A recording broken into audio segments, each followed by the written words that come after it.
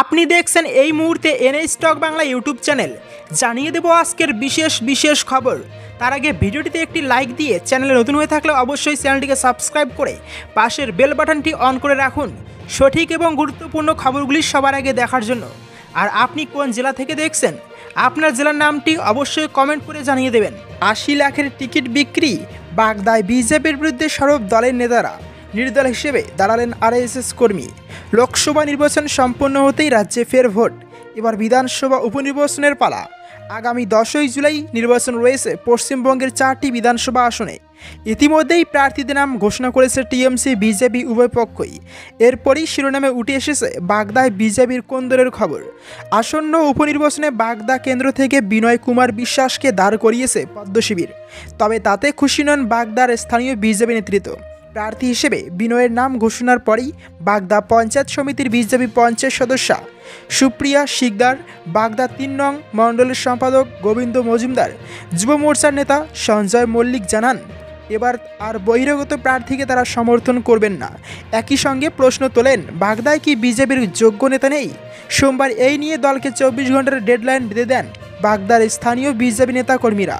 তবে দলের তরফ থেকে প্রার্থী বদল না করায় এদিন বাগদা ২ নং মণ্ডলের সভাপতির পদ থেকে সরে দাঁড়ান সমীর কুমার বিশ্বাস।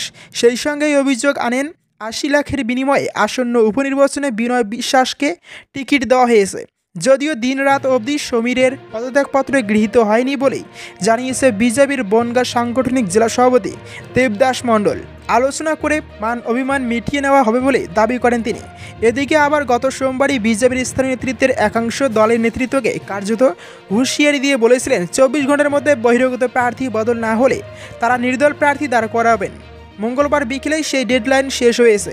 এরপর বৈঠকে বসেন তারা এবং নির্দল প্রার্থী হিসেবে সত্যজিৎ মজুমদারকে দাঁড় করানোর সিদ্ধান্ত নেওয়া হয়। পেশায় স্কুল শিক্ষক সত্যজিৎ আরএসএসের স্বয়ংসেবক, বাগদার মালিপোতায় বাড়ি তার, তাই স্বাভাবিকভাবেই বাগদার ভূমিপুত্র তিনি বহিরাগত নন।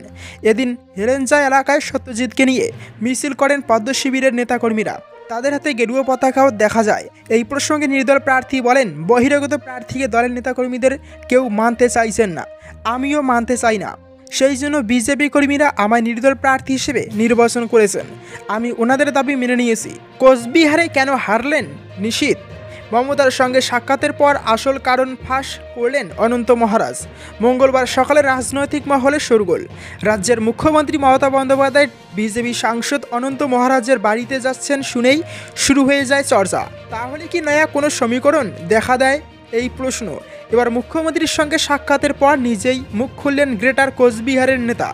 এদিন মুখ্যমন্ত্রী অনন্তর বাড়িতে যাওয়ার পর থেকেই তার তৃণমূলে যোগদানের জল্পনা মাথাছাড়া দিতে শুরু করে। এই নিয়ে এক সংবাদ মাধ্যমের তরফ থেকে প্রশ্ন করা হলে বিজেপি রাজ্যসভার সাংসদ স্পষ্ট বলেন, আমার কি মতিভ্রম হয়েছে? আমি কেন তৃণমূলে যাব? আগ্রহী নই, আমি কোনো দলে নেই, তাহলে কেন মুখ্যমন্ত্রীর সঙ্গে সাক্ষাৎ? উত্তরে অনন্ত বলেন, সৌজন্য সাক্ষাৎ, রাজনীতির কোনো কথা হয়নি। এদিন দুপুরে অনন্তের বাড়ি যান মুখ্যমন্ত্রী। বিজেপি সাংসদ জানান তাকে একটি শাল উপহার দিয়েছেন মমতা। অন্যদিকে মুখ্যমন্ত্রীকে তিনি পান সুপারি এবং উত্তরীয় পরিয়ে স্বাগত জানান। ৩০ মিনিটের বেশি সময় ধরে দুজনের বৈঠক হয়। এরপর সাংবাদিকদের মুখোমুখি হয়ে বেশ কিছু বিষয়ে কথা বলেন অনন্ত। তৃণমূলে যোগ দেওয়া থেকে শুরু করে ২০২৪ লোকসভা নির্বাচনে কোচবিহারে নিশীথ প্রামাণিকের পরাজয়, বেশ কিছু বিষয়ে কথা বলতে দেখা যায় বিজেপি সাংসদকে। তাকে নিয়ে যাওয়া হয়নি বলেও সরব হন তিনি। সরাসরি জেলা সভাপতির নাম নিয়ে তোপ দাগেন তিনি। অনন্ত বলেন, তাকে কখনো লোক নিয়ে যেতে বারণ করা হয়েছিল, কখনো আবার বলা হয় মহারাজ আপনাদের লোকেরা যাবে, তবে ঝান্ডা নিয়ে যাবেন না। বিজেপি সাংসদ সুর চড়িয়ে বলেন, বিজেপির জেলা সভাপতি এসে আমায় বলে রাজবংশী ভোটার দরকার নেই, ভাটিয়া ভোটে জিতবে। সারা ভারতে কি ভাটিয়া আছে নাকি যে বিজেপিকে জিতিয়ে দেবে? গ্রেটার কোচবিহারের নেতা বলেন, এমন কথাবার্তা বলেছিল প্রার্থী, তা সত্ত্বেও তারা নিজেদের সর্বস্ব দিয়ে দলকে জেতানোর চেষ্টা করেছিলেন, কিন্তু শেষ অবধি জয় অধরা থেকে যায়। অনন্ত বলেন, যখন বিজেপিকে সমর্থন করেছি, এনডিএর সঙ্গে যুক্ত হয়েছি, তখন আমি বলেছিলাম আপনারা যাকে দেবেন আমরা তাকে জিতিয়ে দেব, আমরা প্রার্থী দেখব না। সেই কথায় আমরা অনড় রয়েছি। বিজেপির দিল্লিতে যে সরকার রয়েছে তার সঙ্গে আমরা রয়েছি, স্পষ্ট বলেন অনন্ত মহারাজ। এই শেষ আর নয়, ভোটে জিতেই অবসর ঘোষণা টিএমসির এই হেভিওয়েট সাংসদের। সদ্য সমাপ্ত লোকসভা নির্বাচনে বাংলা জুড়ে উঠেছিল সবুজ ঝড়। এবার রাজ্যের 42টি আসনের মধ্যে 29টিতেই জয়ী হয়েছে তৃণমূল কংগ্রেস। ঘাসফুলের ধাক্কায় রীতিমতো বেসামাল হয়ে পড়ে পদ্ম। হাওড়া থেকে শুরু করে হুগলি, বসিরহাট থেকে শুরু করে দমদম, এবার একাধিক হাই ভোল্টেজ আসনে জোড়া ফুল ফুটেছে।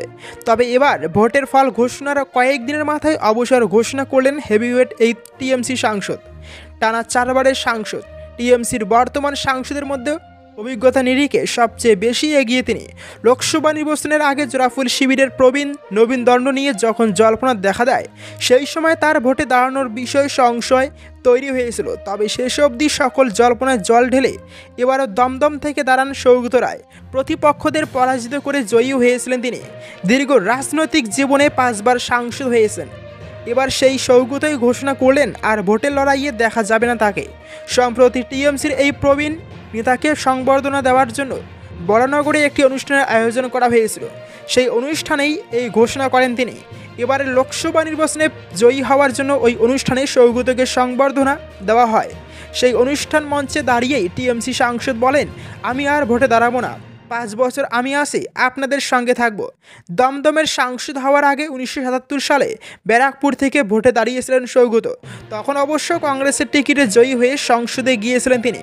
চরণ সিং মন্ত্রিসভায় তাকে প্রতিমন্ত্রীর দায়িত্ব সামলাতে দেখা যায়। এরপর 2009 সালে দমদম কেন্দ্র থেকে জয়ী হওয়ার পর মনমোহন সিং মন্ত্রিসভায় সৌগতের হাতে তুলে দেওয়া হয় নগরোন্নয়ন দপ্তরের প্রতিমন্ত্রীর দায়িত্ব। সাংসদ হওয়ার পাশাপাশি একাধিকবার বিধায়কও হয়েছেন টিএমসির এই প্রবীণ নেতা। এদিন বরানগরের ওই অনুষ্ঠানে দাঁড়িয়ে সৌগত বলেন, 2024 লোকসভা নির্বাচনে টিএমসির সাফল্যের নেপথ্যে মহিলা ভোটারদের ভূমিকা অনেক। দমদমের সাংসদের কথায় মহিলারাই হলেন আসল রক্ষাকর্ত্রী। বস্তি থেকে শুরু করে গ্রামের যে সকল মহিলারা লক্ষ্মীর ভাণ্ডার পেয়েছেন তারা আমাদের ঝুলি ভরে ভোট দিয়েছেন। তবে যে সকল মহিলা শহরের বড় বড় আবাসনে থাকেন তারা টিএমসিকে ভোট দেননি বলে দাবি করেন সৌগত। ফের নিশানা রাজ্য নেতৃত্বকে। মমতার সঙ্গে সাক্ষাতেও রাজি সৌমিত্র। অস্বস্তিতে বিজেপি। ভোটের ফল বেরোনোর পর অভিষেক বন্দ্যোপাধ্যায়ের ভূয়সী প্রশংসা করেছিলেন। পাশাপাশি নিজের দলের রাজনীতির যোগ্যতা নিয়ে প্রশ্ন তুলে দিয়েছিলেন বিষ্ণুপুরের বিজেপি সাংসদ সৌমিত্র খা। এবার বিজেপির অস্বস্তি বাড়িয়ে তিনি জানিয়ে দিলেন, রাজ্যের মুখ্যমন্ত্রী মমতা বন্দ্যোপাধ্যায়ের সঙ্গে বৈঠক করতেও কোনো আপত্তি নেই তার। শুধু তাই নয়, নিজের দলের কৌশলকেই কার্যত প্রশ্নের মুখে ফেলে দিয়ে সৌমিত্র খা বলেন, 100 দিনের কাজ, আবাস যোজনার মতো প্রকল্পের টাকা আটকে রেখে ভোটে ভালো ফল করা যায় না। একটানা নিজেদের দলের রাজনেতাদের সমালোচনা এবং তৃণমূল শীর্ষ নেতৃত্বের সম্পর্কে ইতিবাচক মন্তব্য করতে থাকায় স্বভাবতই সৌমিত্র খায়ের রাজনৈতিক ভবিষ্যৎ নিয়ে জল্পনা ছড়িয়েছে। যদিও সৌমিত্র খা সেই জল্পনাকে নস্যাৎ করে দিয়ে অবশ্য দাবি করেছেন তৃণমূলে যাওয়ার কোনো ইচ্ছে নেই তার।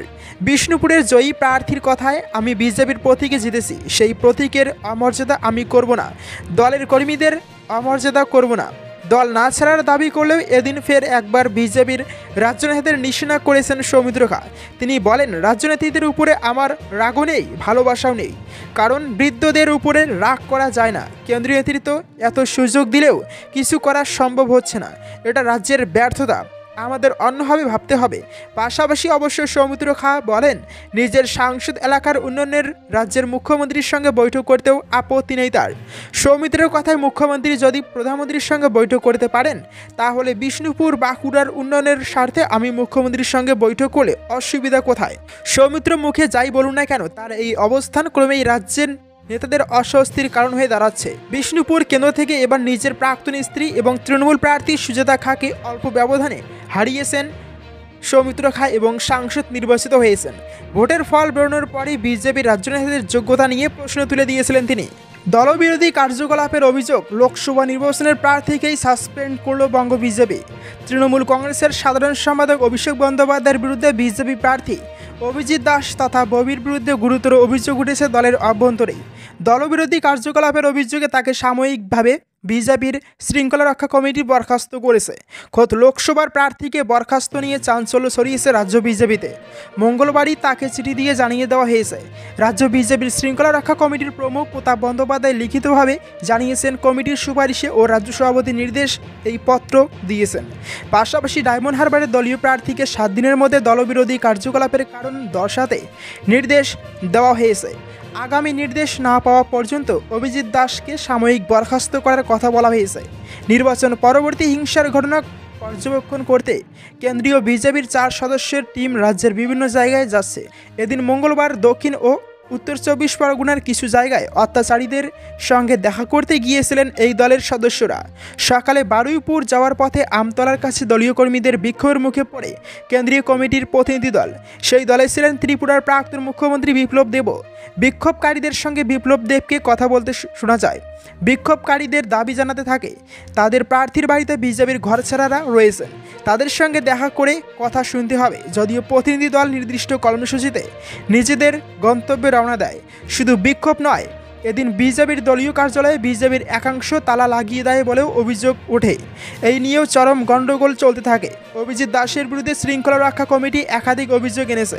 মঙ্গলবারের গুরুত্বপূর্ণ বৈঠকে না থাকা, ভোট পরবর্তী হামলায় আক্রান্তদের সেই বৈঠকে যেতে না দেওয়া, কর্মীদের দ্বারা কেন্দ্রীয় নেতৃত্বকে ঘেরাও, অনৈতিক মন্তব্য, বিজেপির ডায়মন্ড হারবার জেলা কার্যালয়ে বিশৃঙ্খলা, এসব ঘটনার পিছনে অভিজিতের ইন্ধন যোগানোর অভিযোগ উঠেছে বলে চিঠিতে লেখা হয়েছে। এদিকে অভিজিৎ দাসকে এই বিষয়ে জিজ্ঞাসা করা হলে তিনি বলেন চিঠিটা ফেক হতে পারে। এদিন বুধবার রাজ্য দপ্তরে যাবেন বলে তিনি জানিয়েছেন।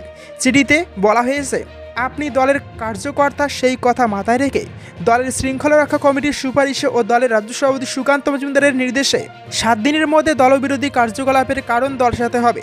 আপাতত সাময়িক বরখাস্ত করেছে দল। চিঠি দেওয়ার কথা স্বীকার করেছেন শৃঙ্খলা রক্ষা কমিটির প্রমুখ প্রতাপ বন্দ্যোপাধ্যায়।